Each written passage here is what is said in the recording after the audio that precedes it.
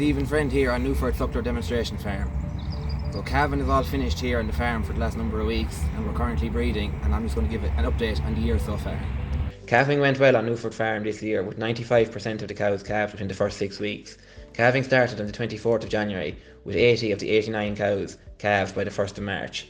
Luckily, the weather in February was very good and allowed early turnout of cows and calves. However, the weather broke around the 10th of March and all the cows and calves were rehoused for a period of 3 weeks. After this, we got the cows back out around the 1st of April and the last cow calved on the 4th of April. Overall, we lost 3 calves at birth and another calf died from a twisted gut at 2 weeks of age, leaving us with a 4.5% 28-day mortality rate. Calving wasn't long finished when we were straight into preparation for the breeding season.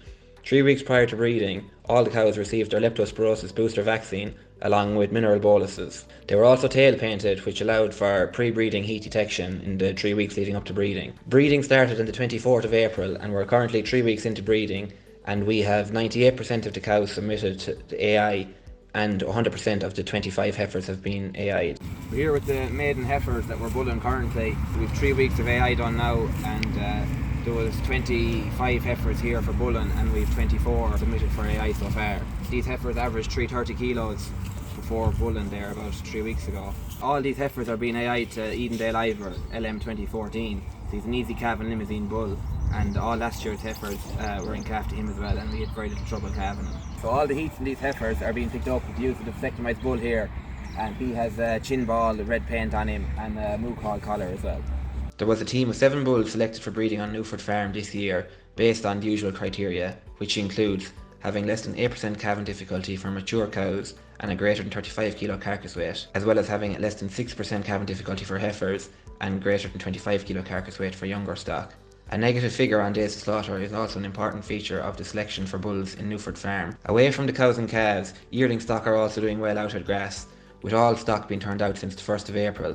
Previous to this, yearling heifers had been turned out on the 26th of January, but were rehoused for 3 weeks on the 10th of March due to the bad weather. Yearling heifers were turned out at 405 kilos after a 6-week housing period and had gained 0.68 kilos of an average daily gain over the winter period. Bullocks, when turned out on the 1st of April, averaged 455 kilos and had done 0.68 kilos average daily gain over the winter period. All stock have done well since being turned out and were recently weighed again around the 12th of May, with heifers currently weighing 460 kilos on average and the bullocks averaging 470 kilos. Silage ground was closed around the 10th of April and received 3,000 gallons per acre of slurry as well as 55 units of protected urea.